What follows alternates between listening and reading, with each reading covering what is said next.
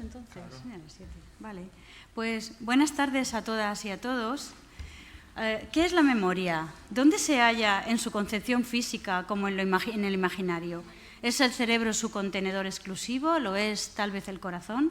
¿O quizás puede la memoria contenerse en una micra de polvo?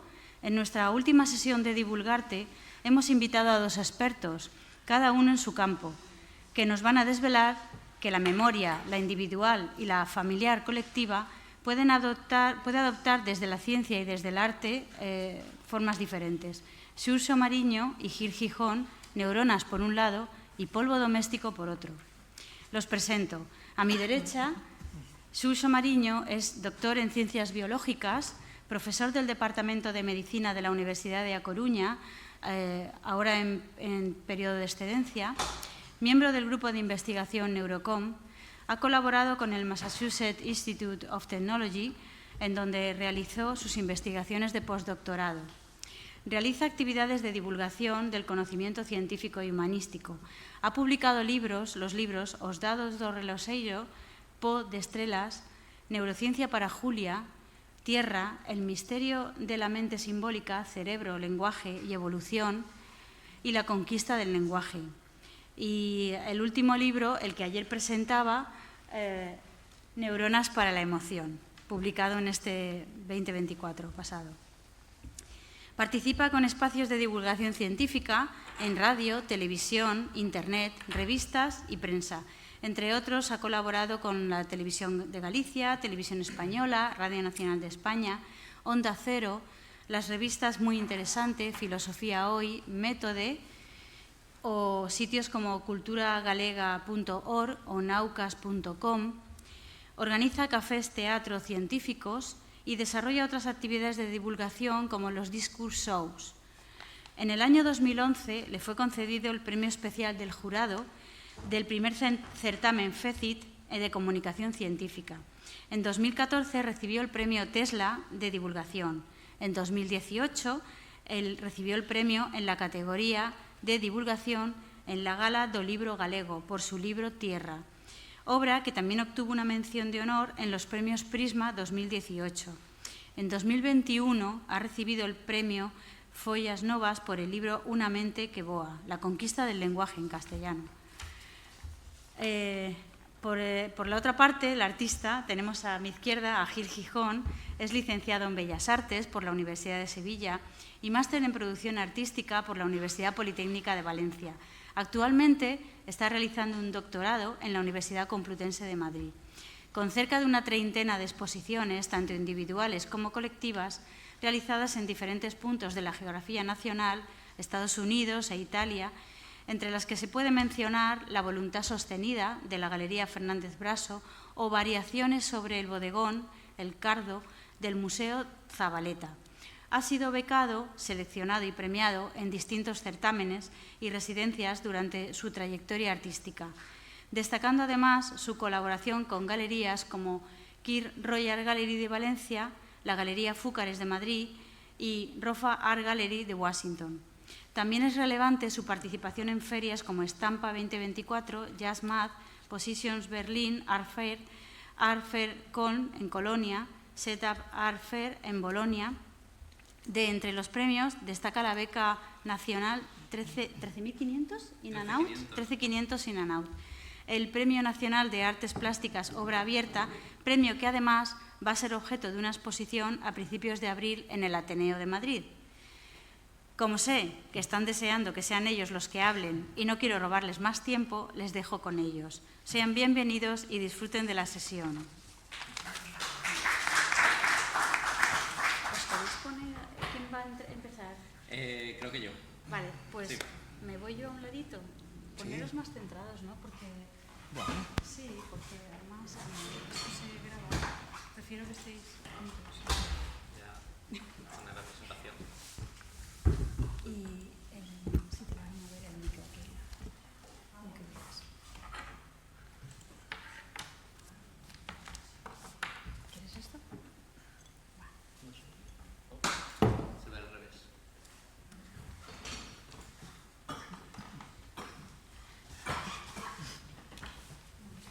Bueno, muchas gracias Marina por la presentación, ha sido estupenda. Y también gracias por invitarnos a estos ciclos de Divulgarte. La verdad que es un placer estar con vosotros aquí esta tarde y muchísimas gracias también al resto por venir a escucharnos. A mí me toca hablar sobre la memoria, pero a través de mi obra artística, ¿no? En mi obra, bueno, realmente no solamente hablo sobre la memoria, sino que pivota la obra artística sobre tres patas, ¿no? Por un lado, evidentemente la memoria, ¿no? Imaginaros que llegara aquí, ¿no? Y dijera que no íbamos a hablar de la memoria, pero sí que también se ve muy presente, está muy patente el paso del tiempo y también la identidad, ¿no? En las diferentes series en las que he ido trabajando hay momentos, ¿no? En los que unas u otras se hacen como más grandes, ¿no? Más llamativas, pero todas aparecen en todas las obras. Y bueno, y no solamente eso, sino que también pues es muy característico, ¿no? Muy importante también referirme al material en el que están hechas. Estas piezas, estas obras están hechas únicamente con polvo y pelusa. ¿Vale? Polvo y pelusa que recojo además de los ambientes de las personas que aparecen en los retratos. O sea que lo único que estáis viendo en esta pantalla es polvo y pelusa. No hay ningún tipo de pigmento, no hay ningún tipo de grafito, ¿no? De lápiz, absolutamente nada. Solamente es ese material adherido al soporte con un pegamento.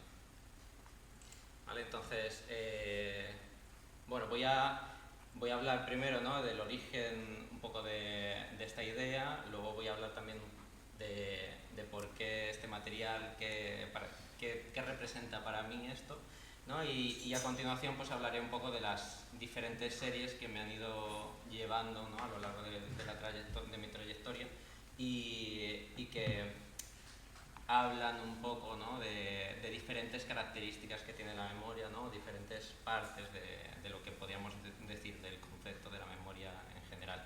Perdona, sí. El micrófono acércatelo, porque como se graba, sí, que no sé si te verán. ¿Así mejor?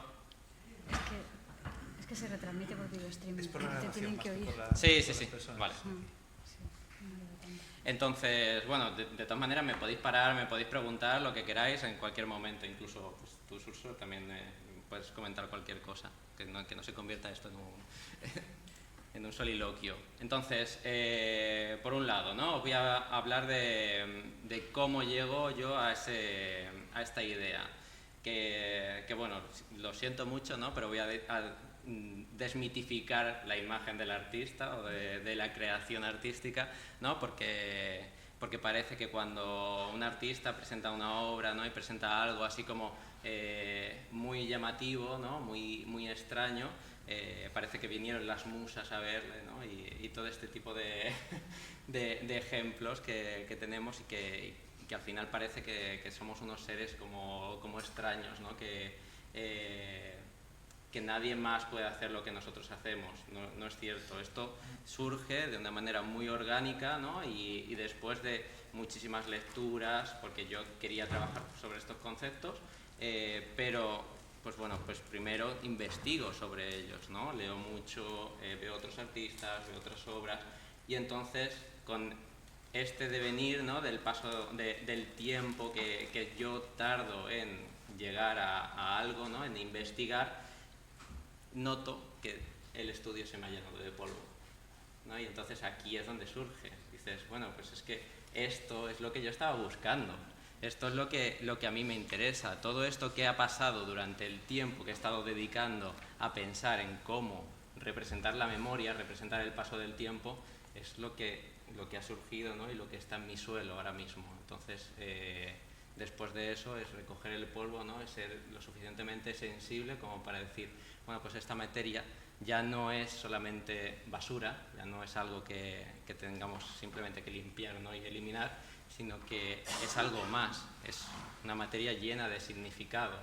Por un lado, llena de significados en el sentido de cuánto tiempo ha necesitado para que se haga patente, para que se vea, ¿no? Porque el tiempo siempre se hace más visible cuanto más tiempo ha pasado, y luego por la memoria que tiene ese material, ¿no? Al final son como cápsulas, pequeñas cápsulas de memoria, en la que si pudiéramos analizar cada pequeña partícula que lo forma, pues entonces podríamos ver, ¿no?, qué personas han pasado por allí, ¿no?, con esos restos de piel, de escamas, ¿no?, de pelo.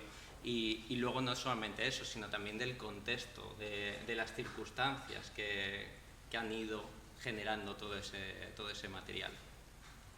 Entonces, bueno, pues ahí yo ya pues, cojo el polvo, ¿no?, y digo, vale, estupendo, maravilloso, tengo ya el material, ¿cómo lo utilizo?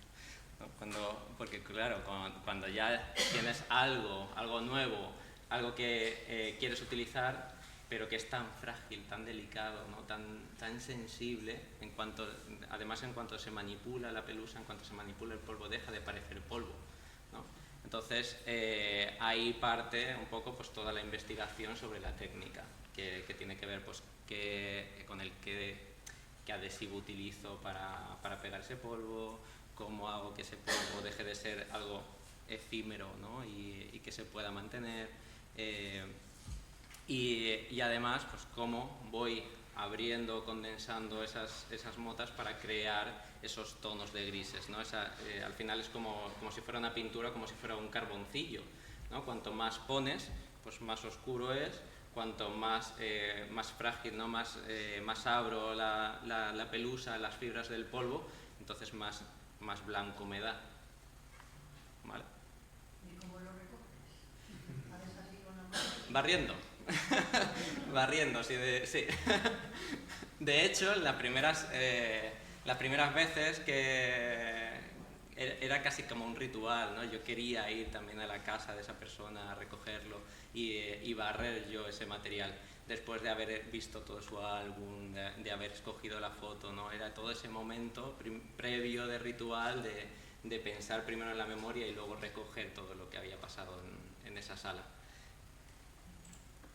Entonces, bueno, así surgen la primera serie, ¿no?, de polvografías, que es un nombre que bueno, pues le pusieron un historiador y la verdad, maravilloso comisario, Pablo Arjepuz, que le puso ese nombre a la técnica. Y toda esta serie de antiguas fotografías son de álbumes familiares. En este caso, pues la memoria era una memoria particular, una memoria pues muy íntima, que además pues intentaba reconstruir mi propia identidad, ¿no? Era como volver a devolverles esa presencia a la memoria, ¿no?, de mi familia.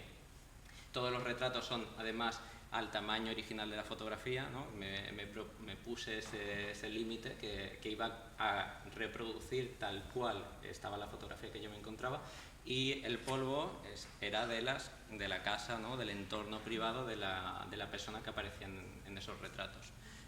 Es una serie bastante grande, que al final luego también se formalizaba en diferentes pues de diferentes modos, ¿no? En este caso me gusta mucho, me gusta especialmente porque esta manera de exponerlas como si fuera en una repisa hace alusión, yo prácticamente copié la manera en la que mi abuela tenía todas esas fotografías en una cómoda, ¿no? Entonces es volver otra vez a esa memoria, ¿no?, a ese recuerdo y esa imagen que tenía desde la infancia, ¿no?, de la cómoda de mi abuela. Y pasa un poco lo mismo con las esculturas, porque no solamente hago pinturas, sino que también hago esculturas, son en 3 dimensiones, y en este caso, en vez de jugar con la cantidad de polvo que pongo para generar diferentes grises, lo que hago es hacer como si fuera una piel, ¿no?, una piel de polvo que tiene la forma del objeto que quiero reproducir. Pero hay un objeto por debajo. No, tiene una estructura como de alambre, ¿no?, transparente, y luego esa fina capa de polvo, que de hecho cuando la ves en directo se ve a través de ella. Son más bonitas, ¿no?, que verlas solamente en foto. Y se le quita el polvo, es decir, se llenan de polvo con el tiempo. Todas las obras las tengo como en urnas y protegidas, sí. Porque pero sí, también es una consecuencia, si ¿no?, permitieras la acumulación. que se llenaran de polvo, Ujú.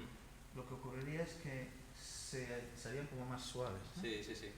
Que acabaría perdiendo como la... Y como se la modificarían forma. con el tiempo, Ujú. serían como esculturas Ujú. que van... Y bueno, y estos pequeños objetos, ¿no? Al final son como objetos fetiche, ¿no? Objetos que se quedan en las casas que pertenecieron a determinadas, ¿no? personas. En este caso, por ejemplo, también es una antigua figurita que tenía mi abuela en la mesilla de noche, y que cuando murió yo recogí el polvo de esa alcoba, ¿no? Y reproduje justamente la Virgen que tenía en la mesita.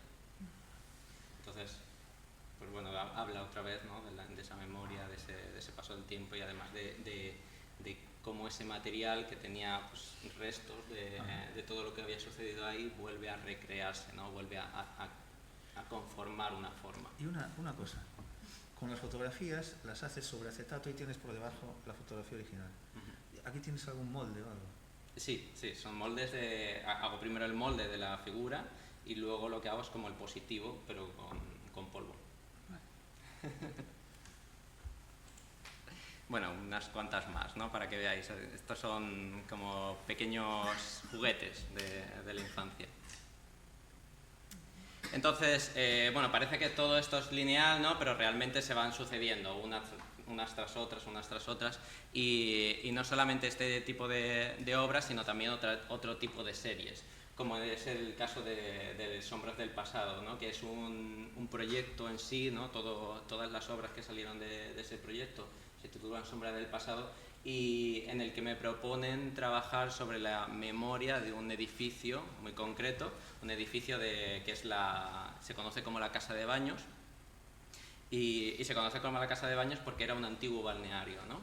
Entonces yo, en vez de pues quedarme solamente, ¿no? con la parte visible, empiezo a investigar sobre la historia de ese edificio, y me empiezan a fascinar otro tipo de memorias y otro tipo de historias, esas historias que se quedan en los márgenes, esas memorias que se ocultan, que son más oscuras, ¿no?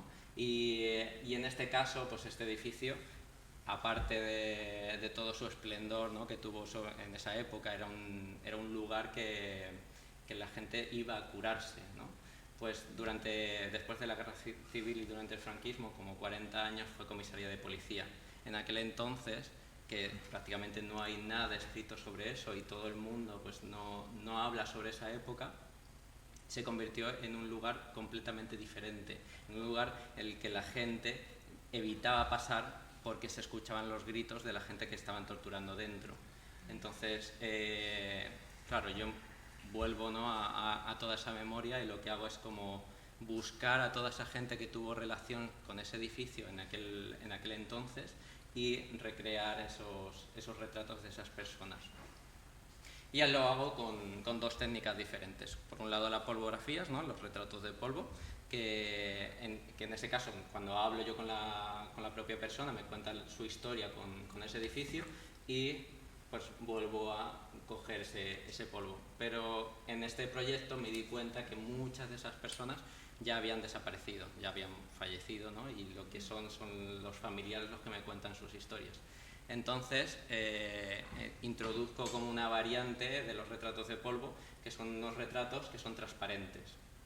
El mismo material con el que lo pego, es un látex acrílico, es lechoso cuando se aplica, pero después, una vez seca, se queda totalmente transparente.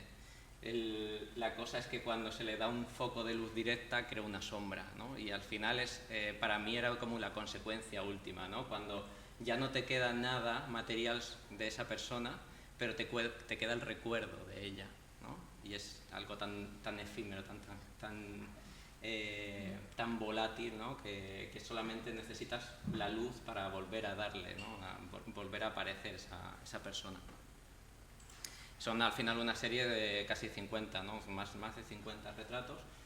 Aquí estáis viendo todos los transparentes, bueno, había más transparentes, ¿no? y se mezclaban con otros que además pues chocaba mucho el ver unos con polvo, ¿no? Y otros totalmente transparentes, en los que solamente veías la sombra.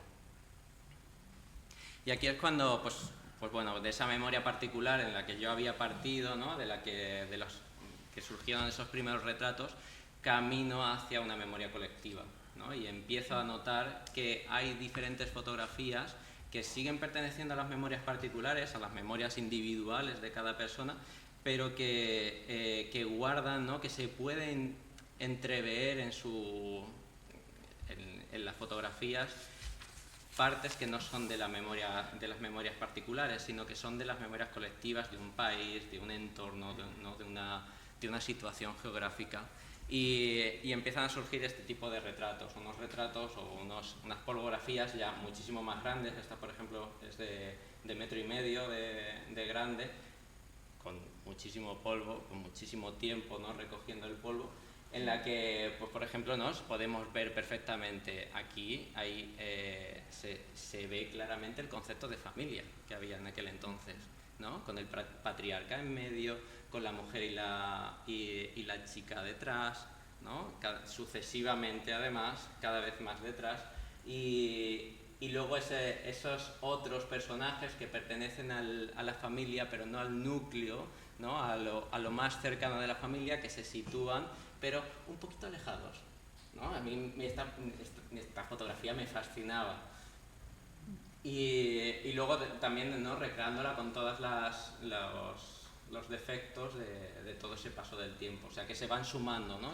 Diferentes momentos, diferentes espacios, y que dialogan entre ellos, ¿no? Por un lado la fotografía, que es un momento pasado, más luego todas esos arañazos, esas roturas que se van sucediendo a lo largo del año, a lo largo de los años, más luego ese polvo, ¿no? Que sucede en ese momento en el que nosotros volvemos a hablar de esas memorias. Perdona, pero en este caso, ¿el polvo de dónde lo recoges? Porque como dices que es ya una memoria colectiva, ya no es tan... De la casa de ellos dos, que son, pues, los padres de la muchacha. La muchacha es la que todavía continúa con vida. Vale. Ellos ya fallecieron, pero sigue viviendo ella en esa misma casa. ¿Y la foto de la ceremonia? La foto no, claro. Aquí ya es cuando se agrandan yo ya pierdo porque, claro, también, o sea, cuando hacía las memorias particulares, ¿no? Esas pequeñitas que hablaban de mi identidad, quería que mantuvieran ese mismo tamaño. Pero aquí ya estamos hablando de algo más grande, por eso también como que se hacen más enormes, y quería probar, ¿no? A hacerlo más magnífico, ¿no? Más que hablara pues más de una memoria colectiva, ¿no? No de una memoria tan particular. ¿Cuánto tiempo te lleva hacer esto? Mucho tiempo. 6 meses. No, más o menos, o sea, 6 meses solamente fue recogiendo el polvo. Y luego fue como un trabajo de 1 año, sí, más o menos.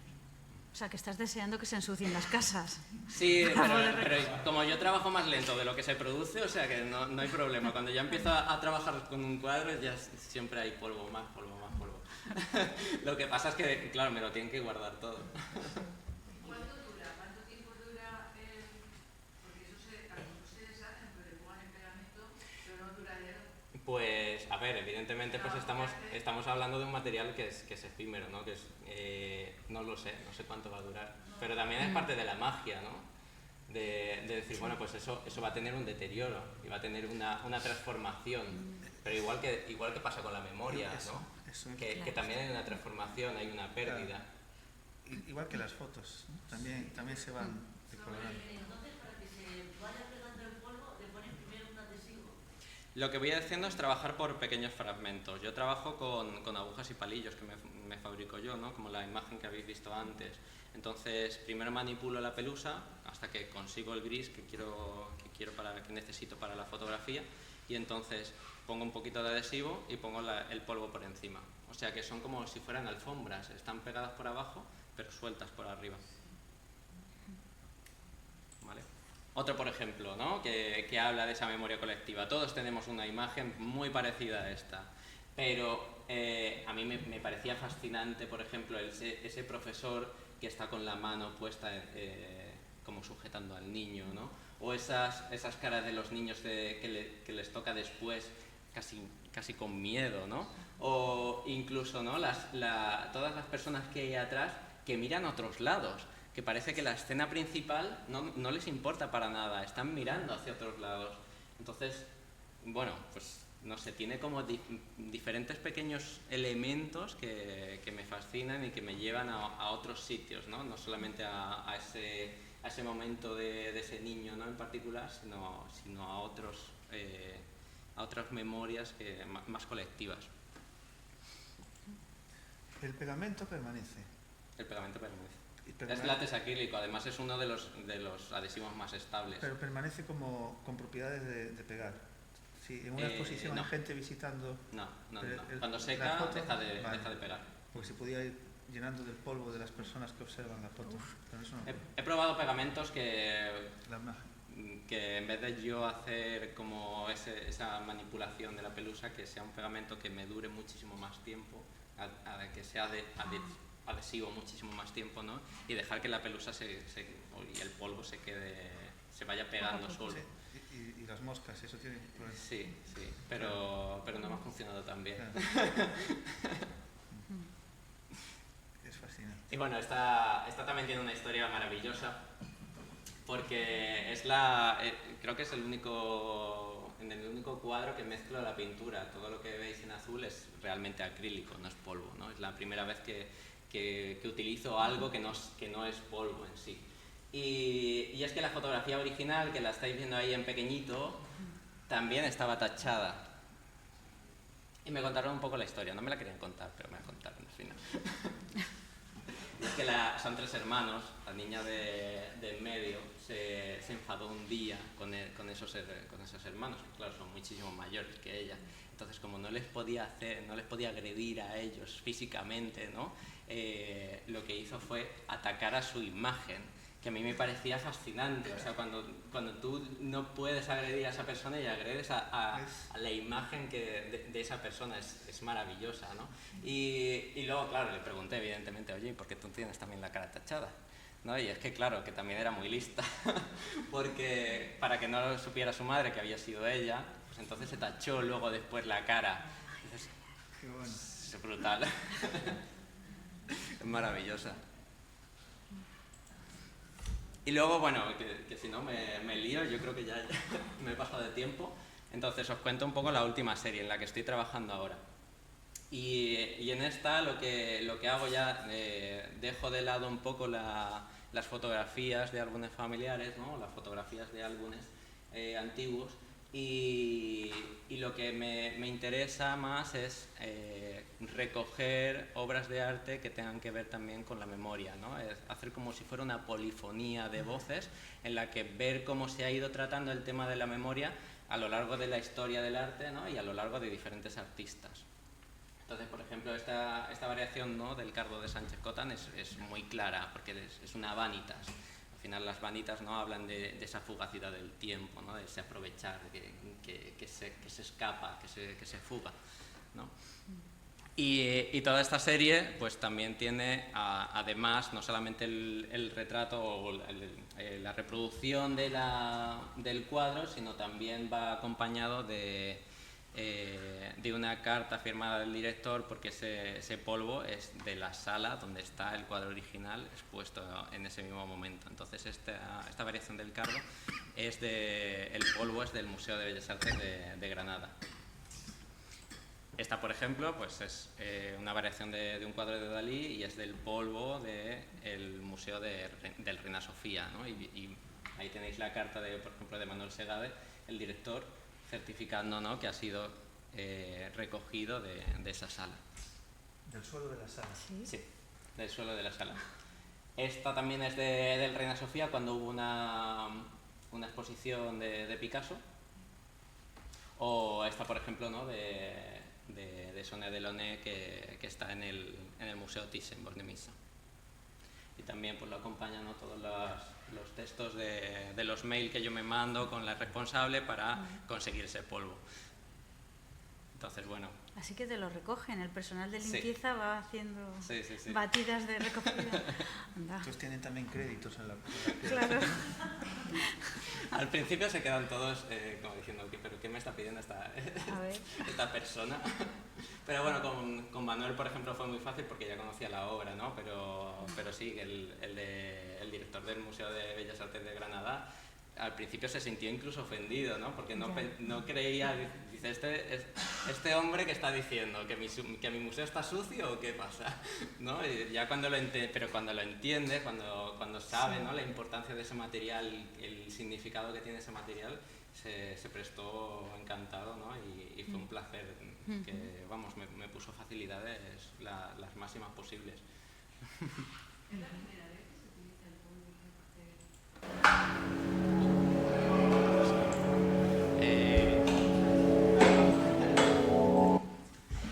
hacer? No es la primera vez que se utiliza el polvo como material artístico.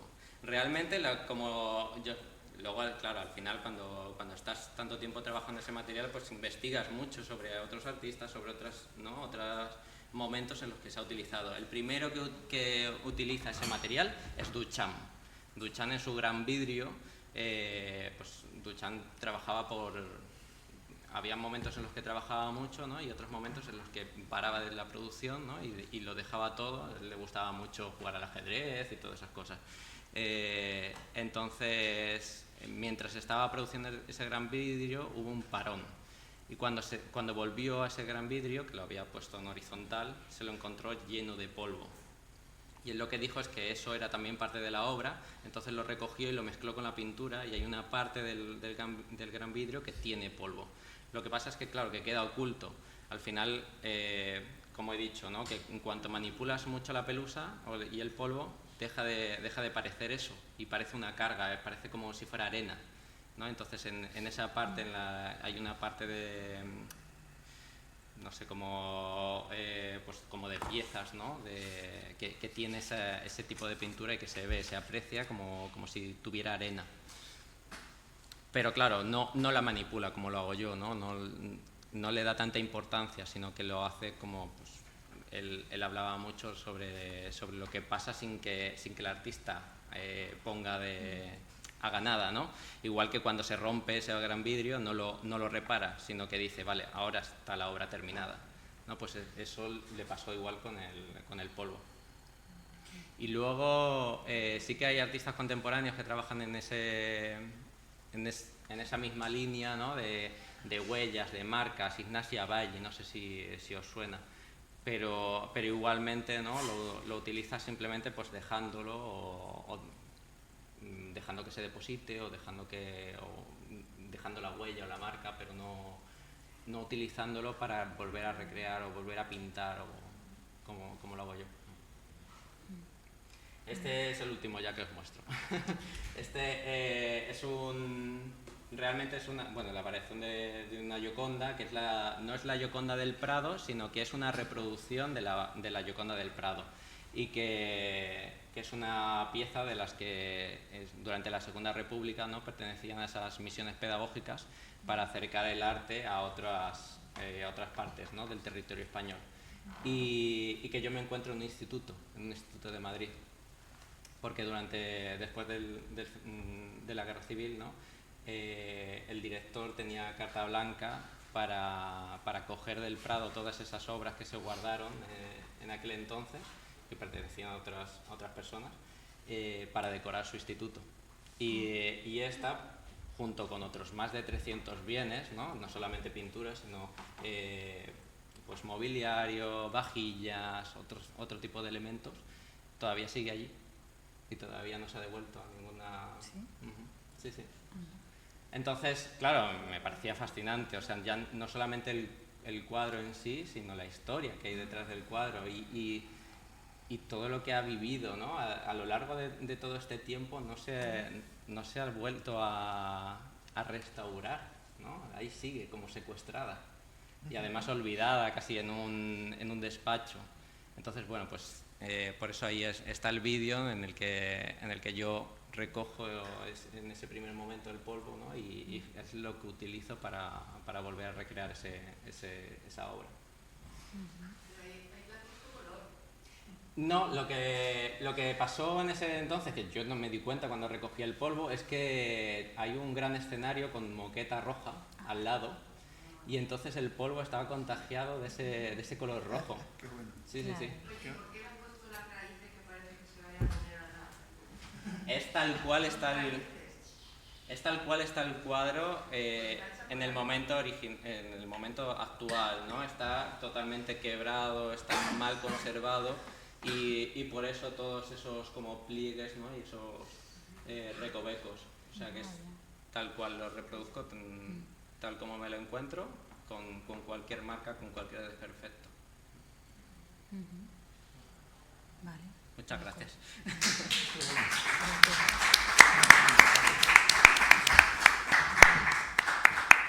Y ahora qué cuento yo, ¿no? Ahora le toca a Suso. Es muy metafórica, ¿no? La obra Acércate al micrófono. de Gil. Es fascinante, realmente. Yo le di un montón de vueltas. Hay muchas partes, ¿no? Así por donde relacionar el tiempo, la construcción del yo, el lenguaje, la memoria. Y desde el punto de vista de la neurociencia, pues sí, ¿no? También puedo contar cosas así, pero voy a empezar con algún comentario que no tiene nada que ver con la neurociencia, ¿no? Para ir haciendo una transición lenta del arte a la ciencia. Una cosa que le comentaba antes a Gil, tomando un café, es que una de las primeras cosas que pensé, reflexionando sobre la pelusa y el paso del tiempo, es esas tres señoras de la tradición griega que son las moiras. En la tradición, en la mitología romana son las parcas, que son las que hilan y gobiernan la vida de cada uno de nosotros, ¿no? Entonces se representan con la primera de ellas, Cloto, con una rueca y un huso, hilando el comienzo de nuestra vida. Después está Láquesis, que es la que mide la longitud del hilo de la vida. Y después está Atropos, que es la que corta ese hilo, ¿no? Entonces ahí, en el transcurrir del tiempo de la vida de las personas, hay literalmente en esta tradición un hilo, ¿no? Un hilo que irá dejando sus pelusas por ahí, ¿no? Todos vamos dejando pelusas de ese hilo que luego Gil recoge y hace las... Eso fue una de las cosas que pensé. Y luego hay otra reflexión, pero si tal la dejo para dentro de un rato. Cuando doy charlas por ahí, una cosa que me gusta mucho es salir por ahí a pasear en la ciudad a la que llego y hacer fotos para incluir en la charla que tengo ya preparada, ¿no? Normalmente son charlas con imágenes, ¿no? Y con típicas así. Pero hoy no traía ninguna imagen, nada. Sin embargo, sí que salía a pasear buscando cosas, ¿no? Buscando cosas que pudiera inspirarme sobre lo que es la memoria y el paso del tiempo y la construcción del yo. Y pues sí, parece que la ciudad de Alicante tenía pues preparadas, ¿no? Dos historias. Una de ellas es... Déjale un poquitín para atrás. Vamos a dejarlo así un momento. Gracias. Fui en el MACA, en el Museo de Arte Contemporáneo, tienen una especie de... No es una instalación, es una posibilidad. Hay algún cuadro de Joana Francés, ¿no? Y entonces tienen unas postales que regalan. Tú tienes que escoger entre 6 postales, escoges la que quieres, pones la cubres, la postal, ¿no? Pones la dirección y el museo se encarga de enviarla, ¿no? de enviar la postal a quien tal. Entonces yo decidí enviarme una postal a mí mismo, de manera que mi yo del presente le enviaba una postal al yo del futuro que dentro de unos días pues recibiré, ¿no? Entonces el mensaje que escribí es este.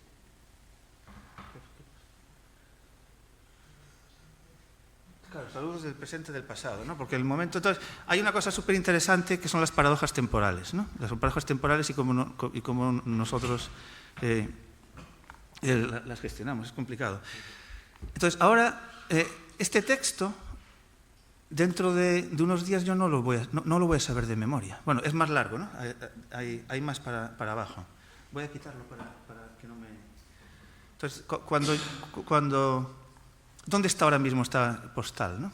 Andará por ahí. Entonces, cuando yo reciba esta postal dentro de unos días, antes de leerla, si procuro recordar todo el texto, es probable que no lo recuerde, ¿no? Porque la memoria, como sabéis, es muy frágil y se va deteriorando con el tiempo. Y mucho más si es, por ejemplo, un texto literal, a no ser que lo repitamos muchas veces. Entonces, ¿esto con qué lo quiero relacionar? Lo quiero relacionar con lo siguiente. En el momento en el que yo reciba esa postal y la lea, automáticamente voy a quitar el polvo de mi memoria. Y esa memoria se va a recuperar completamente, porque voy a leer el texto original. ¿Quiere eso decir, y esto entronca con algo que comenté ayer y ahora algunos ya estabais, ¿quiere eso decir que esa postal forma parte de mi mente? Porque esa postal, cuando yo la reciba, va a reconstruir parte de mi memoria, y esa postal ahora anda por ahí. Y esto lo comento a propósito de lo siguiente. Ayer ya lo comenté, aunque no está directamente relacionado, está más relacionado con hoy. En la ortodoxia de la neurociencia del siglo XX y ahora mismo, la idea es que nuestro yo es una construcción de la actividad de 86.000 millones de neuronas que hay dentro de nuestro cráneo, ¿no? Esto se pone a funcionar y emerge el yo. ¿Estamos de acuerdo? ¿No? Y hay libros que incluso se titulan así, ¿no? Tú eres tu cerebro, ¿no? O yo soy mi cerebro, ¿no? Yo soy mi cerebro en funcionamiento. Sin embargo, esa idea hay cosas que no cuadran. No se puede asegurar así, ¿no? con certeza que un encéfalo maduro, adulto, construya un yo, construya una mente autoconsciente. Y de hecho no puede construirla, porque se necesita algo más. Lo que se necesita es una interacción social. Y eso es lo que comentaba ayer, ¿no? Si a un ser humano en el momento de nacer se aísla y se le impide el contacto social y la adquisición de un lenguaje, y tú vas a ver a esa persona cuando tiene 15 años, es una persona con una clara discapacidad. No ha construido una mente. Es decir, ese encéfalo, aunque esté completamente sano, no ha generado una mente. Entonces, esa idea que se ha desarrollado a lo largo del siglo XX, sobre todo, de que el encéfalo es la estructura que construye la mente, en esencia no, porque necesita lo que el antropólogo Roger Bartra llama prótesis simbólica sociocultural. Necesitamos interaccionar con... Entonces, nuestra mente está también en el exterior, en cierta medida sí, ¿no? En cierta medida, cada persona está formada por el entorno en el que creció y por las imágenes. Y entonces ahora entroncando. Eso quiere decir, a lo mejor, que estas polvografías realmente, y esas fotografías, no solo el polvo forma parte de material de las personas que vivían allí, sino que esas propias fotografías formaban parte de su mente, porque les ayudaban a mantener su memoria. ¿Sabes? La mente de esas personas también se apoyaban en esas fotografías. Entonces hay como un componente a mayores del polvo, ¿sabes? De hecho, yo las utilizo, ¿no? Para que esa memoria llegue a mí, veo las fotografías y ellos me explican lo que hay detrás de esa fotografía. Sin ese como anclaje no hay memoria. Claro. Sí. Pero en una forma es una materia que formaría parte de esa cosa insustancial que tenemos nosotros, que es la mente, ¿no? Y es lo que también...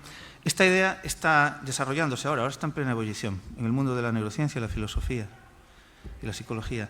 Hay dos psicólogos, dos filósofos, Andy Clark y David Chalmers, que desarrollaron esto también hace unos años con un trabajo que se tituló La mente extendida, ¿no? The Extended Mind.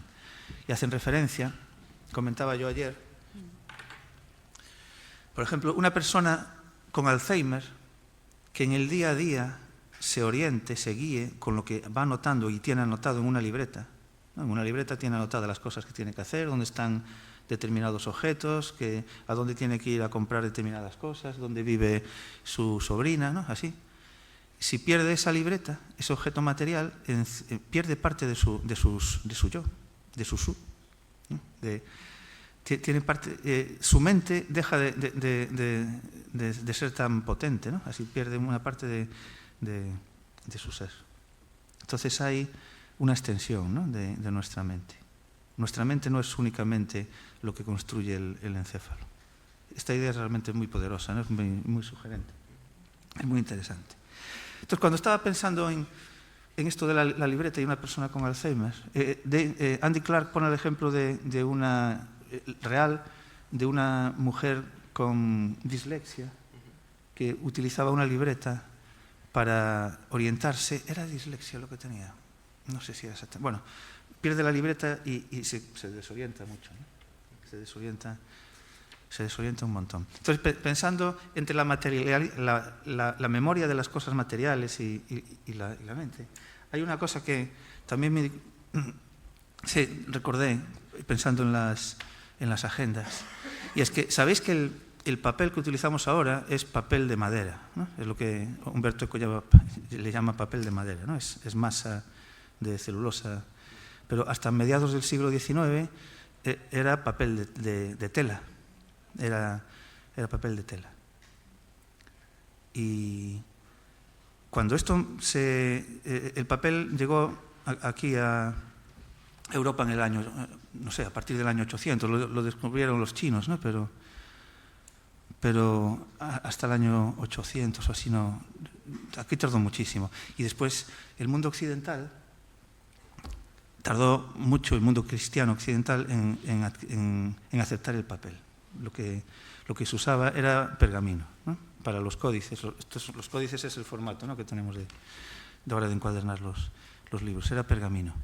El papel tiene muchísimas ventajas respecto al pergamino, ¿no? Porque es muchísimo más fácil de conseguir, puedes hacer un mogollón de hojas así muy rápido. El pergamino tienes que matar a un animal, sacarle la piel, curtir la piel, limpiar la piel, pulir la piel, y con una vaca pues haces unas cuantas páginas y ya está, ¿no? Entonces es mucho, aunque parece como un material más noble, ¿no?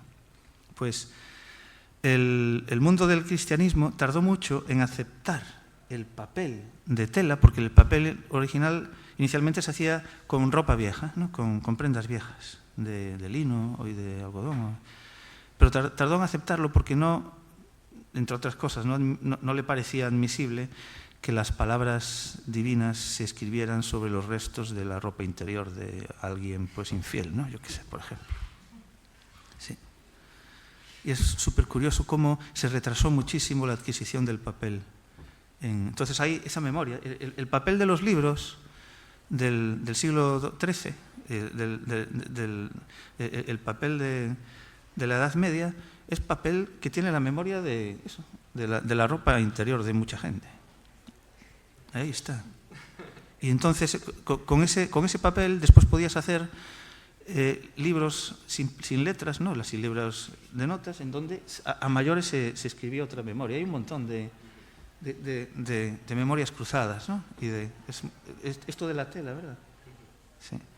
Bueno, pues esto es lo que mi parte no neurocientífica le fue dando vueltas.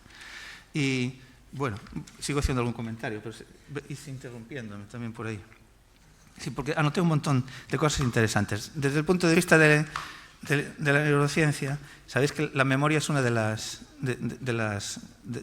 grandes misterios, ¿no? Así cómo es posible que tengamos eso ahí. La idea actual es que un recuerdo está almacenado en una constelación de neuronas que de alguna manera están conectadas entre sí de una forma más potente que con otras neuronas, ¿no? Entonces, en un momento determinado se activan, se enciende esa constelación de neuronas y eso en nuestra mente emerge como un recuerdo concreto.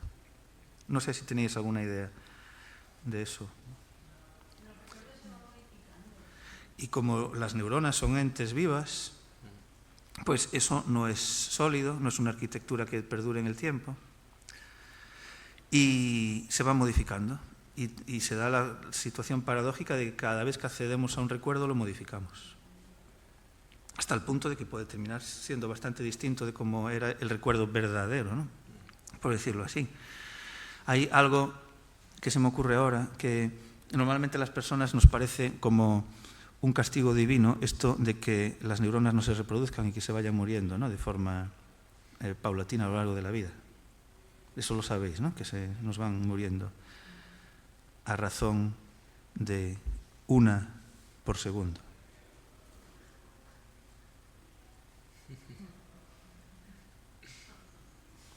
Y dentro de 1 hora, 3.600 menos. Parece una barbaridad, ¿no?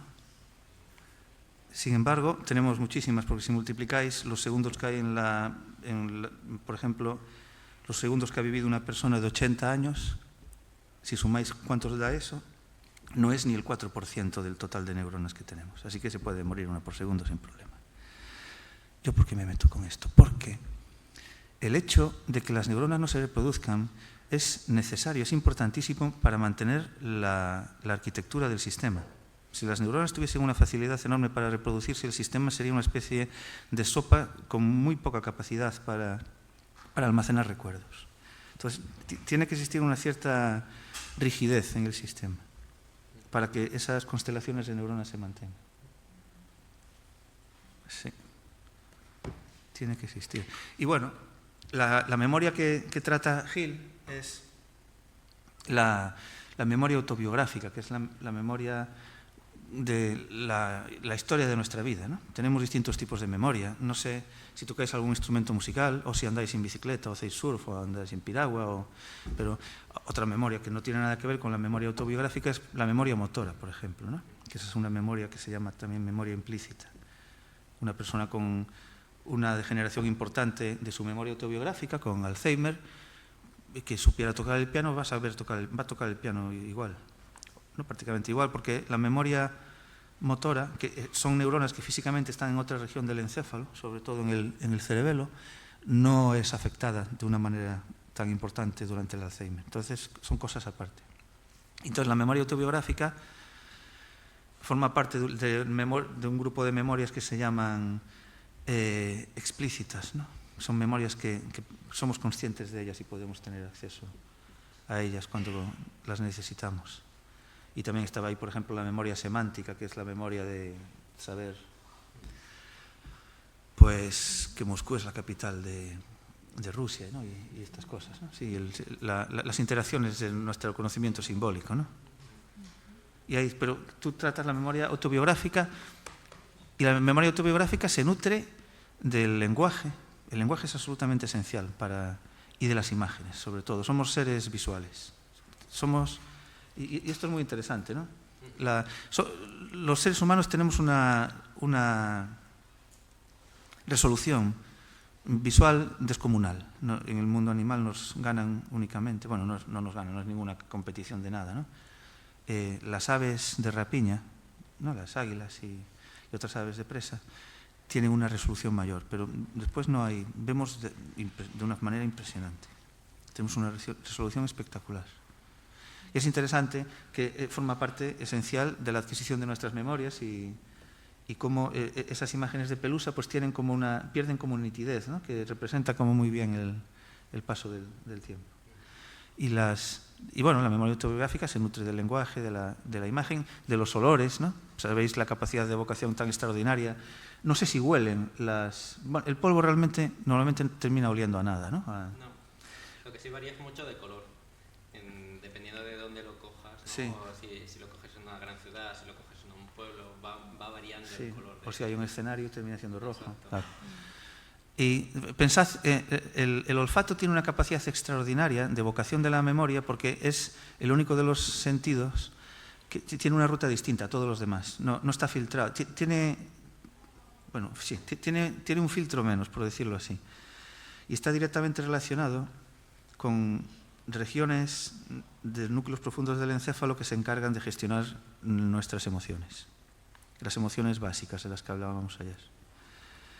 Y por eso el olfato tiene una capacidad extraordinaria de evocación de recuerdos. Y yo reflexionaba sobre todo esto y tus polvografías y estas esculturas, que cuando olemos, el olfato no solamente tiene esa capacidad, sino que cuando tú hueles algo te estás metiendo físicamente eso algo dentro de ti. Porque para oler algo hay una partícula de ese algo que tiene que interaccionar con receptores en el epitelio olfativo. Entonces cuando si las polvografías olieran algo, estarías metiéndote parte de la polvografía y te irías con ella para casa. Claro. ¿Sí? Estaría bien, ¿eh? Te irías con la... Cuando hay polvo en un sitio, sí que notas que respiras peor. Sí. Sin embargo, cuando está limpio, Sí. respiras mejor. Respiras, lo que pasa es que estás respirando el sitio, te lo estás metiendo dentro, claro. Sí. Claro, claro, claro. Sí. Sí. A mí los sitios que más desagrado me producen son las secciones de perfumería de los grandes almacenes y de los duty free de los aeropuertos. Me disgustan muchísimo. Además, el olor, cuando mezclas todos los olores de todas las perfumerías de todo el mundo, huele a lo mismo todo, ¿no? ¿No os pasa algo parecido? Bueno, me estoy saliendo. Sí. Entonces, memoria autobiográfica estaba hablando de la imagen, del olfato y también el tacto. Comentábamos también antes, tomando un café, que el tacto, por ejemplo, forma una parte muy importante de la memoria autobiográfica de una persona que sea ciega, que puede acceder al conocimiento de una escultura visitándola con la mano, visitándola con el tacto. Entonces, por ejemplo, esto en las esculturas tuyas no se pueden tocar. Claro, una persona ciega que te pidiera permiso para conocer tu escultura no la podría ver. Las polvografías sí que son muy táctiles. A ver, solo las toco yo, ¿no? O solo las toca a lo mejor la gente más cercana, porque al final son como alfombras, ¿no? Entonces tiene ese tacto como textil, como de todas esas partículas que son casi fibras, ¿no? Como las fibras de la ropa que se van generando y ahí va generando la pelusa. Y son muy, muy, muy táctiles, son muy agradables. Pero, sí, claro, no se pueden tocar porque claro, sí. Más cosas que voy desgranando de la memoria y eso. Bueno, estoy hablando la entrada visual, la entrada olfativa, ¿no? La entrada táctil. Y después está el lenguaje. Sabéis que el lenguaje es esencial para la emergencia de nuestra mente. Bueno, no sé si lo sabéis, pero os lo estoy comentando, ¿no? Los pensamientos complejos los hacemos con lenguaje. Entonces el lenguaje forma una parte importante de nuestro yo y de nuestra memoria. De nuestra memoria no una memoria de un olor, ¿no? o visual de algo, sino las memorias que vamos construyendo de la historia de nuestra vida. Es probablemente muy importante el lenguaje. Y hay una relación entre nuestros primeros recuerdos y el establecimiento de un lenguaje con una gramática organizada, ¿no? Que es a partir de los 3 años. Los seres humanos, nuestros primeros recuerdos surgen en la mayor parte de las personas, comienzan a existir a partir de los 3 años, más o menos, que es cuando se engarzan las piezas de la gramática del o de los lenguajes que manejes. Porque antes, por una parte, no hay arquitectura neuronal suficiente para mantener la memoria y tampoco tenemos lenguaje para organizar nuestros pensamientos. Entonces, lo que pasa antes, eso tiene un término muy concreto en neurociencia que se llama amnesia infantil. Entonces, aunque probablemente tenemos recuerdos de antes, siempre se construyen a lo largo de nuestra vida, por lo que nos cuentan nuestra familia o las personas que viven con nosotros y las fotografías que podemos ver, ¿no? Las fotografías son siempre, ¿no? En nuestra sociedad han adquirido un papel fundamental, importantísimo, ¿no? para la memoria. Entonces el lenguaje es como esencial. A lo largo de la vida de un ser humano hay varios momentos así clave, ¿no? Entonces hay un momento en donde emerge la conciencia del yo, la autoconsciencia. Porque nacemos sin autoconsciencia. Sí, por eso los gemelos se confunden, ¿no? Entre ellos, no saben quién es uno y quién es otro. Sí. Ahí hay una historia preciosa de unas gemelas, pero no me voy a meter con ella. Sí. Sí, bueno, sí, otro día. Entonces nacemos sin conciencia del yo y a través de la interacción con otros seres humanos, porque sería muy interesante una persona que no interaccione desarrollando una mente autoconsciente. Es probable que no, si no interacciona con otros seres humanos. Tenemos que en cierta medida vernos reflejados en otros seres humanos. Esto es la reflexión que se ha hecho desde las personas en psicología, filosofía y neurociencia que reflexionan sobre esto. Entonces la mente autoconsciente emerge a partir del 1 año y medio, 2 años. Hay un experimento. ¿Conocéis el experimento que se hace del espejo? El test del espejo. ¿Te suena? Sí. ¿Cómo? El test del espejo lo podéis hacer si tenéis familiares que sean así bichos pequeñitos todavía. El test del espejo consiste en pintarle, porque un bebé no se identifica en el espejo. En un espejo no sabe que es esa misma persona, ¿no? Que es ella o él. Y eso, si de vez en cuando se le pinta algo, se le pone una pegatina en la frente, llega un momento en que cuando se ven al espejo van a tocar esa pintada, ¿no? O esa pegatina, pero no van a tocar al espejo, se tocan a sí mismos.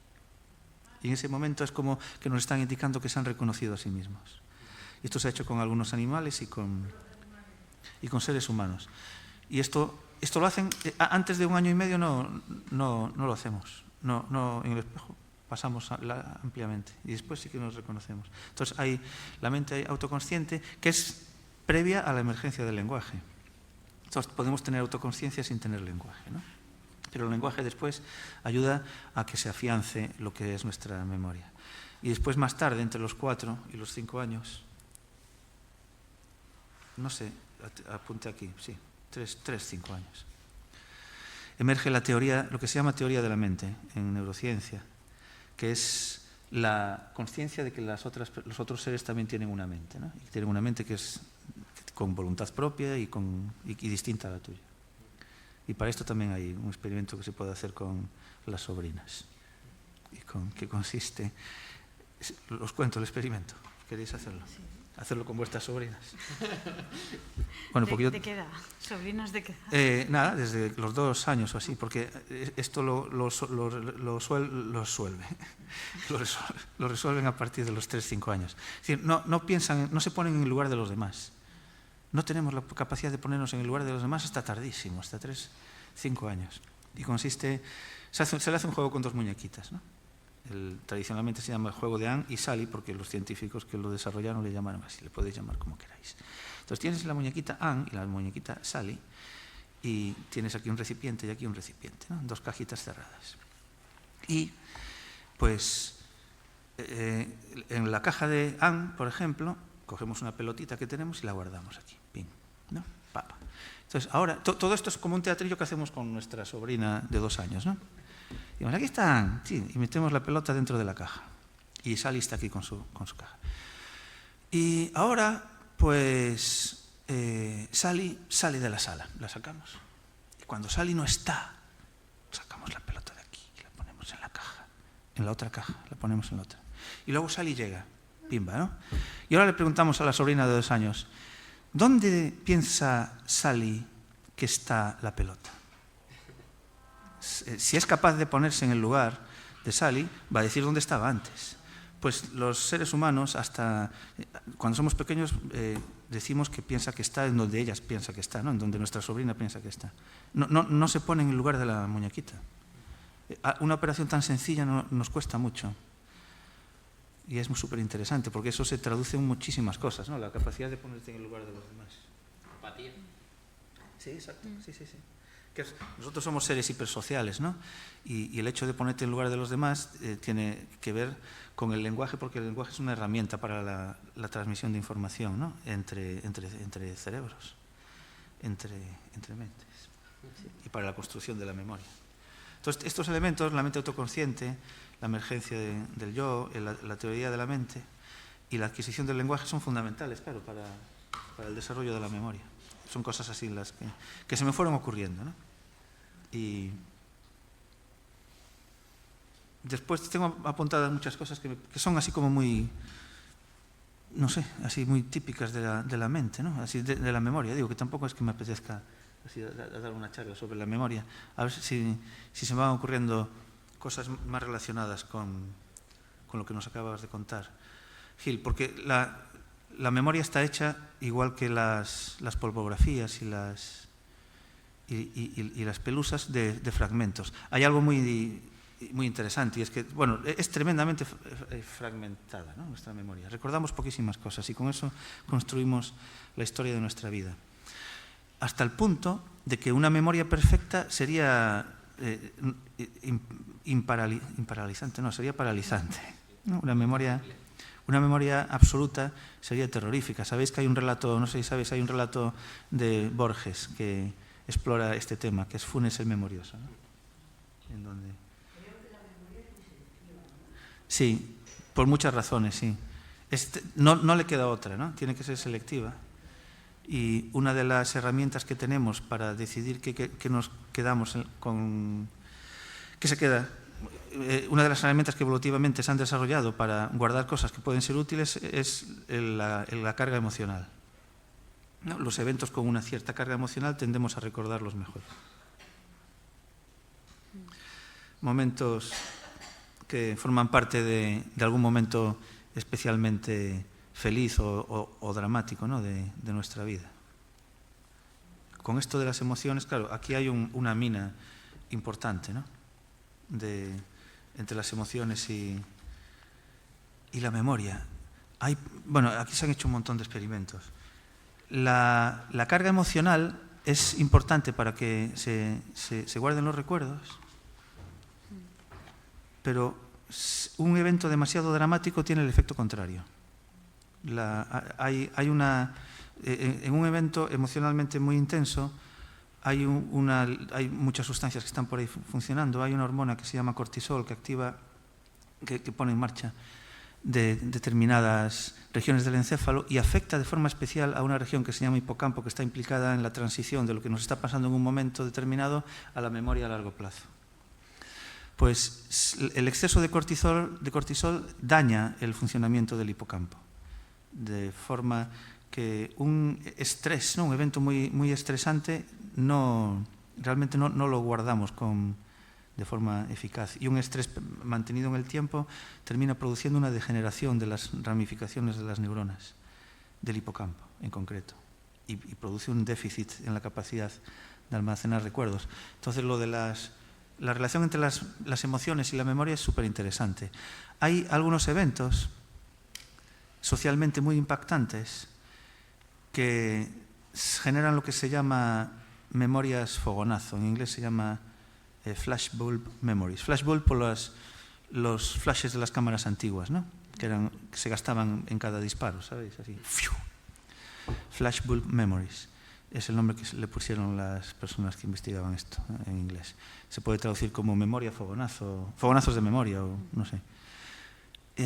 No sé si recordáis, las personas que tuvierais ya una cierta edad, en dónde estabais cuando porque esto es un caso concreto que se estudió. ¿En dónde estabais cuando os enterasteis de los atentados del 11 de septiembre? ¿Recordáis cómo os enterasteis de ese evento? El momento en el que os enterasteis. Vivamente, ¿no? Perfectamente, clarísimamente. ¿Sabéis? Una de las características de la memoria, en concreto de las flashbulb memorias, es que todas las personas están súper convencidas de que lo recuerdan perfectamente. Se caracteriza más por eso que por la perfección del recuerdo. Entonces, cuando fue el 11 de septiembre, se generó automáticamente, al día siguiente o en el mismo día, hubo varios científicos que se dieron cuenta de que eso iba a ser un evento con un impacto emocional importantísimo y se formó lo que se llama el Memory Consortium, un consorcio de muchos investigadores para recopilar rápidamente información. Y generaron un test de preguntas que se pasó a mucha gente que vivía en Nueva York, en Boston, en San Francisco, así. Y le preguntaban eso, ¿dónde estabas cuando te enteraste del momento del... Imaginad, al día siguiente, pues claro que perfectamente, ¿no? Pimba. ¿Dónde estabas? ¿Qué estabas haciendo? ¿A quién tenías? No sé, unas cuantas preguntas. 10 años después, a las mismas personas le pasaron el mismo test y el 40% de las preguntas las contestaban distintas. Y el 100% de esas personas estaban convencidas de que se acordaban perfectamente de todo. Así que imaginad, si con las memorias que son, como decía William James, creo que son como cicatrices que quedan ahí en nuestras neuronas, si con esas que son con las más intensas hay una modificación en el tiempo, imaginad con el resto. Y sin embargo, es lo que mantiene nuestro yo a lo largo del tiempo, ¿no? Cuando nos despertamos por la mañana y vemos las imágenes, realmente las fotografías que vamos observando cada día, supongo que nuestra mente se van transformando en polvografías, ¿no? Hay una bueno, se van transformando en polvografías hasta que las volvemos a ver, ¿no? Entonces hay como la postal que voy a recibir yo dentro de unos días, ¿no? Que me recordará la memoria. Entonces, con las emociones hay más cosas, ¿no? Por ejemplo, sí, hay una relacionada con las polvografías de Hill, y es que se ha estudiado cómo de nítidas percibimos las imágenes dependiendo de la fuerza emocional de esas imágenes. Por ejemplo, si nos ponen varias imágenes con distinta nitidez, con distinta resolución, de imágenes que sean impactantes, ¿no? Yo que sé, una imagen de una persona apuntándote con una pistola, no sé, así, y otras que no tengan nada, ¿no? Pues una silla, ¿no? Las imágenes que son más impactantes las percibimos con mayor resolución, aunque tengan menos grano. Se juega con el grano, ¿no? Eso se llama viveza aumentada por la emoción. Es el término técnico que se le da a eso. Es decir, la intensidad de la emoción literalmente aumenta la resolución de las imágenes. Qué movida, ¿no? Interesante. Sí. Es decir, las polvografías que pueden resultar más impactantes para las personas que las observen, a lo mejor para personas que estén vivas de esa misma fotografía, esas personas a lo mejor las ven mejor. Las ven en 3 dimensiones incluso, ¿no? Sí. Qué curioso.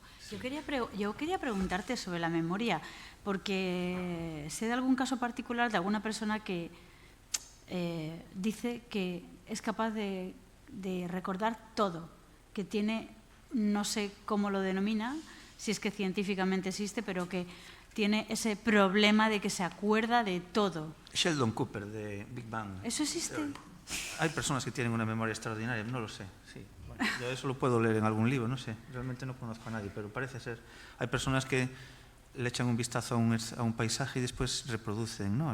Sí. Memoria fotográfica. Sí, reproducen Pero años ese paisaje. después, Sí. décadas después, Sí, eso... pues Hay sí. incluso un artista que trabaja, creo que es Británico.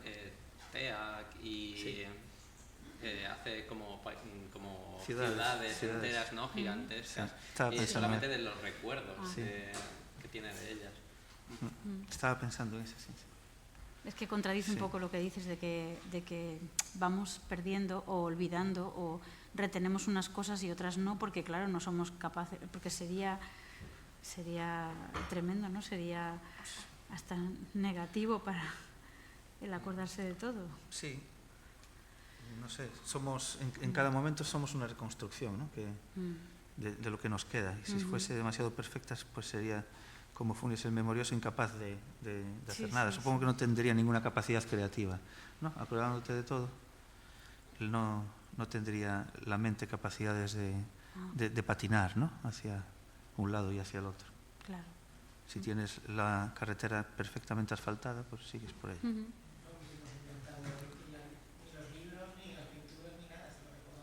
Sí. Exacto, claro. Sí. Entonces, la memoria es virtuosa precisamente por su déficit, ¿no? O sea, la necesitamos, sí, la necesitamos, pero está bien que sea, no sé. Y bueno, y la relación con el yo es fascinante, ¿no? También lo comentábamos antes en el café. Es que en el café estuvimos ya pergeñando todo, ¿no? Hay algo que a mí me fascina, supongo que os pasará, ¿no? Es ir a escritos vuestros pretéritos, ¿no? De hace 15 años o así, y la persona que escribió eso es otra persona, pero literalmente, no puede ser la misma persona, ¿no? Y eso es súper interesante, ver cómo nos visitamos a los yos anteriores, ¿no? Y yo aquí recogí una frase de la escritora estadounidense, John Didion, ¿no? Que a propósito de los cuadernos de notas y de las notas que se anotan en los libros, ella decía que era como recordar cómo era ser yo, ¿no? Que es una manera para recordar cómo era ser... Bueno, la traducción, remember what it was to be me, recordar cómo era ser yo, sí, recordar cómo era ser yo. ¿Cómo era yo? Pues bueno, te lees, ¿no? Te lees a ti mismo. Es el poder del lenguaje realmente, que nos permite, no es una ventana a nuestra mente. No quiero estar hablando mucho tiempo, tengo más notas, tengo bastantes. Oye, ¿nos has enseñado la segunda fotografía? ¡Ay, es verdad! ¡Ah, es verdad! Yo ya tengo ganas. Claro.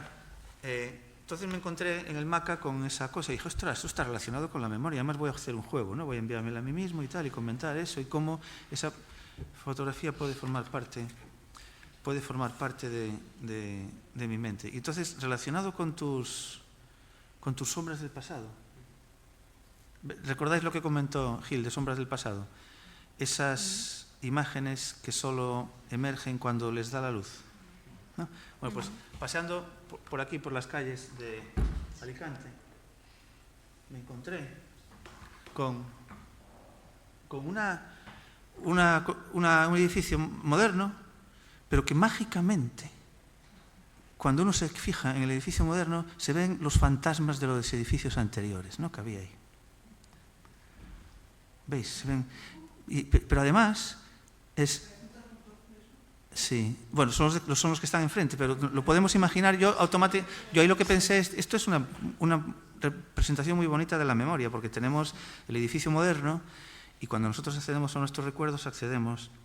Pero es que además, luego no tuve tiempo, porque lo que quería era ir más tarde cuando no diese la luz, porque la aparición de la memoria de los edificios que antes había ahí depende de la luz. Es el mismo juego que haces tú. Entonces, con una luz apropiada, pues tenemos acceso a la memoria de esos edificios. Y con nuestra memoria pasa igual, ¿no? Nosotros podemos acceder a nuestros recuerdos y hay veces que nos cuesta acceder, ¿no?, a un recuerdo. Depende de cómo estemos de iluminados en cada momento, de cómo sean las circunstancias de la actividad de nuestras neuronas para acceder a unos recuerdos y a otros. Entonces, esta es la otra imagen que me sugirió algo relacionado con la memoria.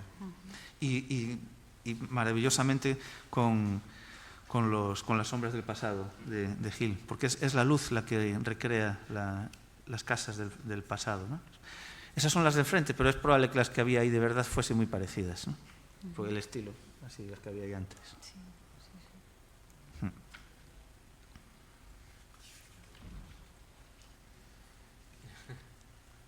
¿Tenéis comentarios? Lo que podríamos hacer es coger el micro. No, es porque como se retransmite y graba, lo que habla el público, pues a lo mejor seguramente no se escucha. ¿Ahora? Gracias. Es la autoconsciencia. Has hablado de que habían experimentos con niños y con animales también. Los animales, sí. Hay animales, hay alguna especie sí. que también se reconozca. Sí, poquísimos además. Bueno, hasta donde sabemos. Pero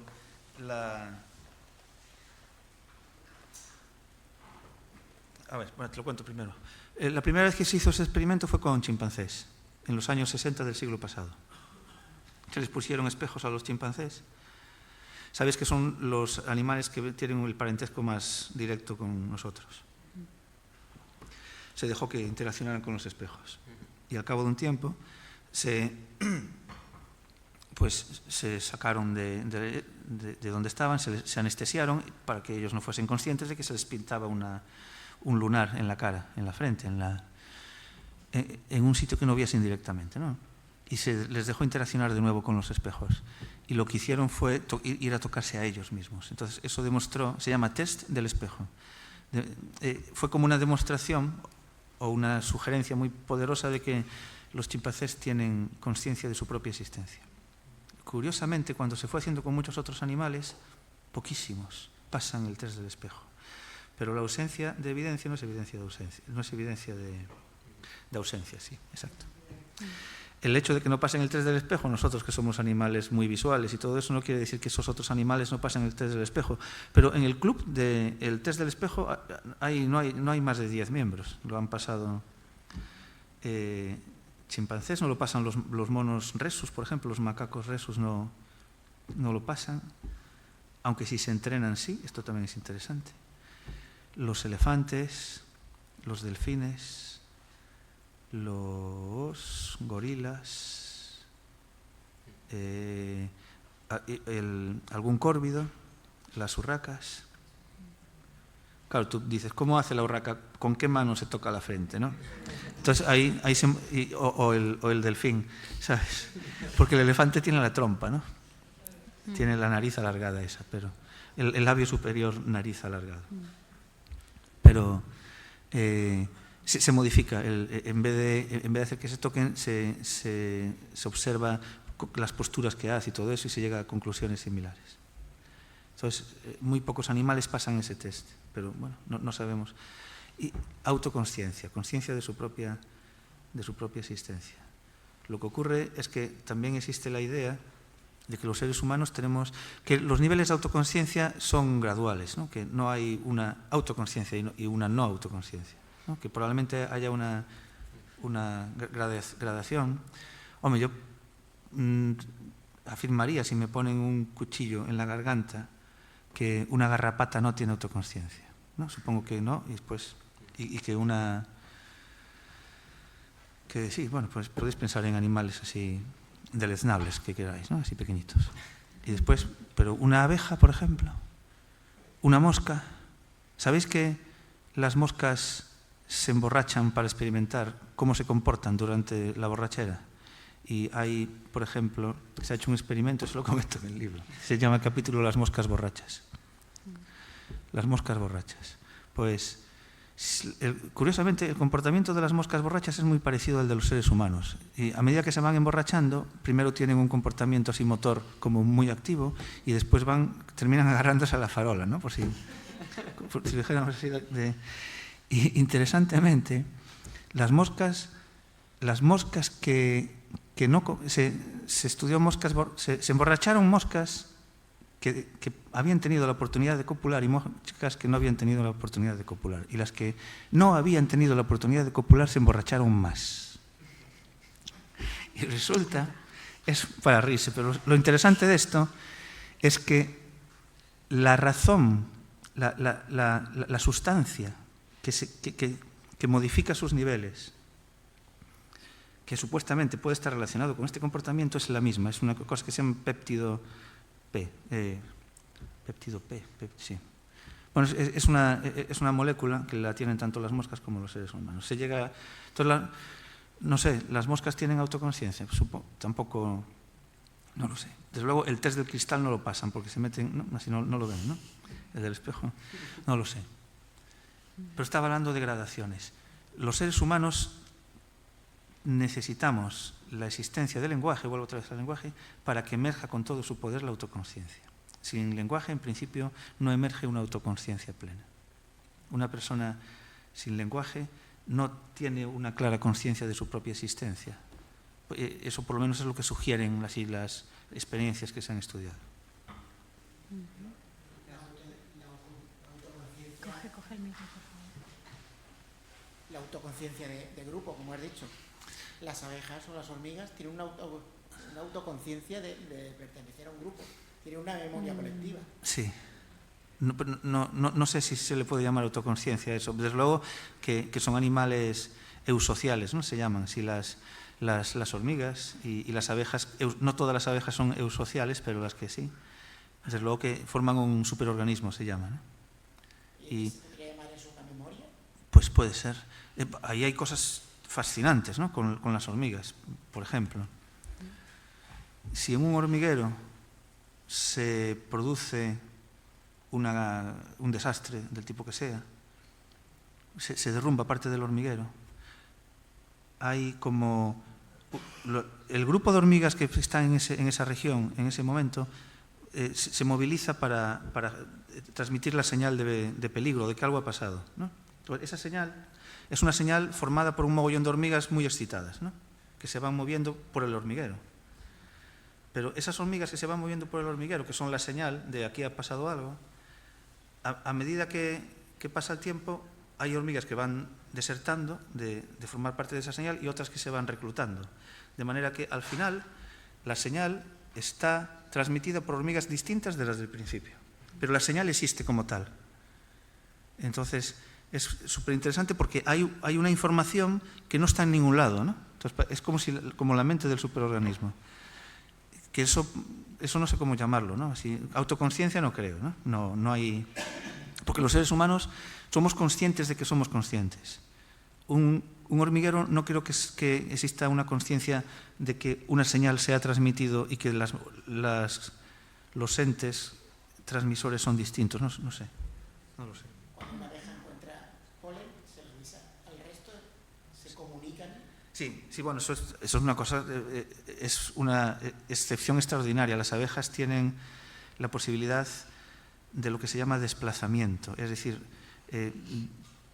viajar por el espacio y por el tiempo mentalmente, que ningún otro animal, no conocemos muchos, solo también hay unas hormigas en donde pueden tener también esto que se llama desplazamiento, es tener la capacidad de viajar mentalmente a través del espacio y del tiempo. Y nosotros lo hacemos, ¿no? Podemos reflexionar sobre el pasado, elaborar planes de acción para el futuro, y para esto usamos el lenguaje y el simbolismo.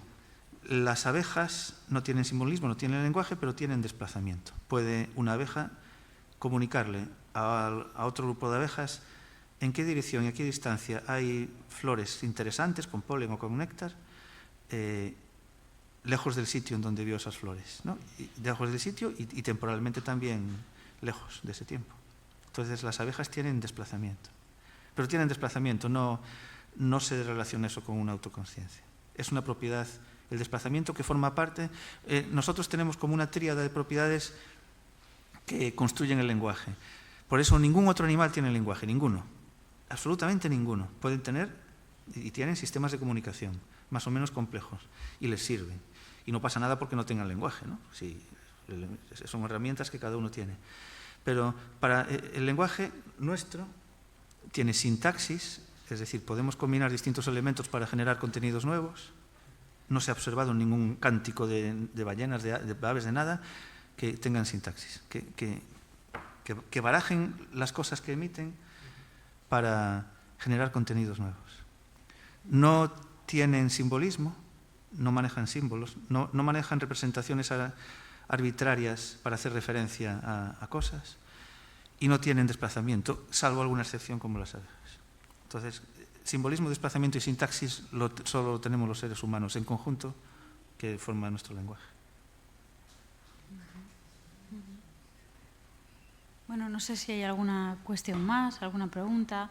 Gil ha hablado antes de que, bueno, es interesante los materiales con los que trabajas, ¿no? Que decías que depende qué tipo de pegamento te sirve o no te sirve. Sí. ¿Por el tiempo de secado o por...? Sí. Y también porque al final hay una cuestión de que quiero que permanezca, ¿no? Que perdure. Entonces vas probando diferentes, también el pegamento da unos brillos o da menos brillos, ¿no? Dependiendo de cuál sea o de cómo lo aglutines con otras cosas, con agua, si lo diluyes o no lo diluyes. Entonces ahí sí que hay también una investigación sobre cómo usar ese pegamento. ¿Es rentable? ¿El qué? ¿Es rentable? ¿El qué? Porque tardan mucho tiempo en elaborarla. Sí. El arte nunca es rentable. Esa pregunta. ¿Qué es más rentable, el arte o la ciencia? El arte no, la ciencia es rentable. La ciencia tampoco es rentable. Tampoco es rentable, ¿verdad? Uy, qué problema. El pensamiento yo creo que nunca es rentable. Claro. Solo te sirve a ti. Sí. Bueno. A los demás también, es cierto. Sí. Bueno, no sé si hay alguna cuestión más. Sí, por ahí. Pasarle, por favor, el micro.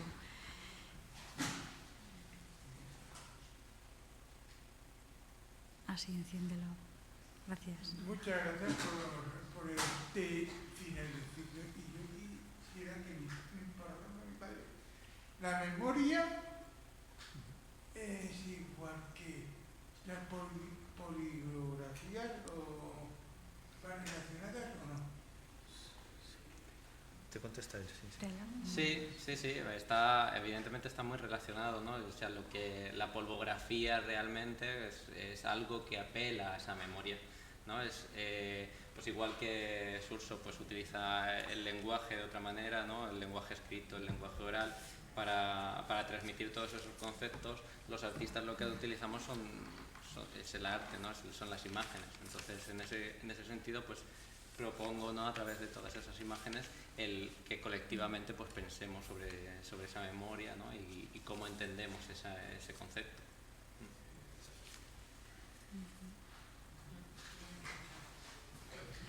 Quería preguntar si tiene que ver la autoconciencia con la inteligencia.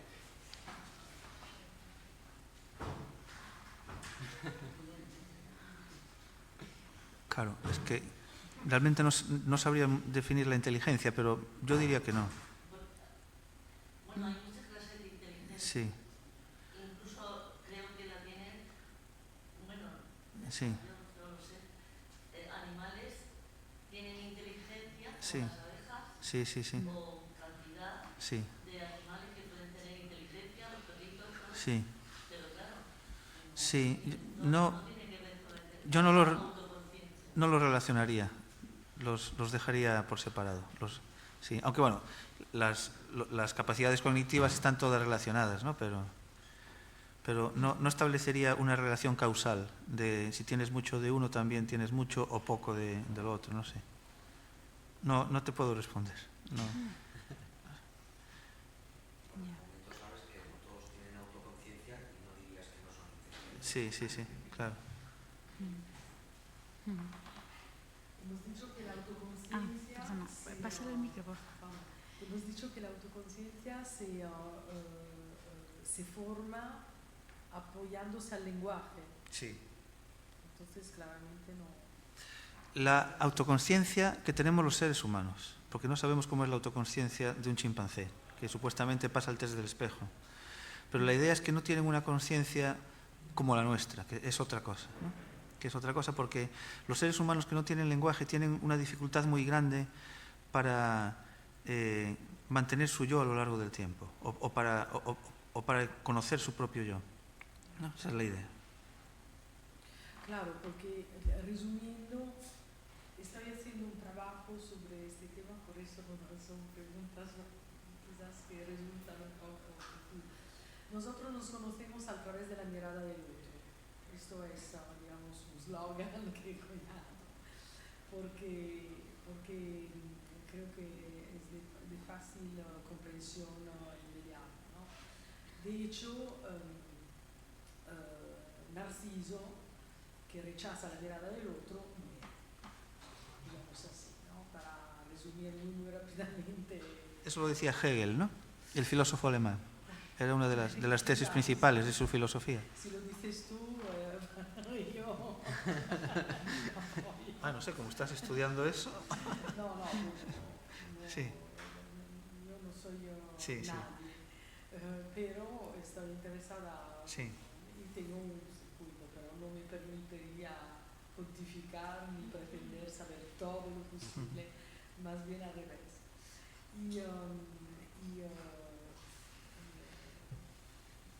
He perdido el libro. ¿Sí? Perdón, sí. Sí. Sí, nos conocemos a través de la mirada del otro. Sí, sí, de sí. hecho, Narciso rechaza la Sí. mirada del otro y muere. Sí. Sí, entonces está claro que, digamos, construimos una memoria de nosotros mismos a través de un sistema de reflejos que es una triangulación, como mínimo Sí. una triangulación. Esto es. Totalmente de acuerdo, totalmente de acuerdo. Hay además un psicólogo cognitivo alemán que ha desarrollado ese tema con mucha profundidad. Él le llama mirroring, como sistema de espejos a lo que necesitamos para que emerja nuestro yo. Necesitamos vernos reflejados en los demás, ¿no? Tanto visualmente como de forma motora. Necesitamos a otra persona para que percibamos nuestra individualidad, ¿no? Para que percibamos nuestra otredad. Sí. Y esto... Hay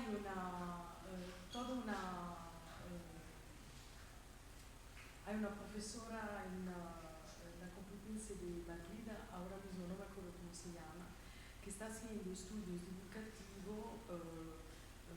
Ella es una física que se ocupa de física cuántica y está, digamos, intentando escribir sobre el ligamen que puede existir entre ciencia y espiritualidad. El vehículo que ella utiliza para poder, digamos, concretizar su intuición es hablar de consciente y subconsciente, definiendo la parte consciente, digamos así, la que construimos con nuestra educación y nuestra experiencia de 0 a hoy, de 0 años a hoy, y entonces la parte que podemos medir, ¿no? De alguna manera, y que consideramos, entre comillas, concreta, ¿no? Porque es condivisa, no, es compartida con el entorno que crece con nosotros, ¿no? Y había encontrado muy curioso, muy interesante, ella define el subconsciente nuestra verdadera identidad, libre de, digamos, los límites que nuestra conciencia nos impone a través de todos los constructos sociales, la regla, ¿no? La regla de la... Y dice, se podría decir que el subconsciente es nuestro recuerdo inconsciente, subconsciente, de nuestra, ¿cómo se dice?, existencia desde el principio absoluto a hoy. Es decir, como si fuera nuestra memoria genética desde el principio de nuestra existencia. Entonces, todo lo que viene registrado a través de, digamos, la selección natural, las generaciones, etcétera, etcétera, hasta llegar al... De eso, perdona, hablaste ayer algo, ¿no? Sobre... No. Bueno, Lo que estás no, diciendo, no, pero... ella es literatura, no es ciencia. Sí, entonces, por eso. sí, no. Es que escriba un libro y habrá que leerlo, pero no tengo nada que decir de eso. Esta profesora Claro. lo explica utilizando, digamos, las leyes de la física cuántica y a su manera seguramente hace, digamos, el reunión, el puente. A mí eso me suena a pseudociencia, no a Sí, ciencia. perdona, No, sí. no me parece serio y a lo mejor estoy totalmente confundido porque resulta que hay un sustrato ahí de algo, pero en principio no puedo decir nada sobre eso. Claro. No puedo. ¿Hay alguna pregunta? No, es que, claro, queríamos dar paso a preguntas y si hay alguna pregunta más, ¿no? Nos quedamos con el mundo cuántico ahí en la mente. Sí, claro, es que lo es subconsciente. Pues ya, si queréis, finalizamos la sesión y nada, dando las gracias a Gil y a Xurxo por participar, por estar aquí, por darnos las charlas que nos han dado. Y a vosotros por estar ahí. Y a vosotros como público y muchas gracias y nada, nos vemos en una próxima. Gracias.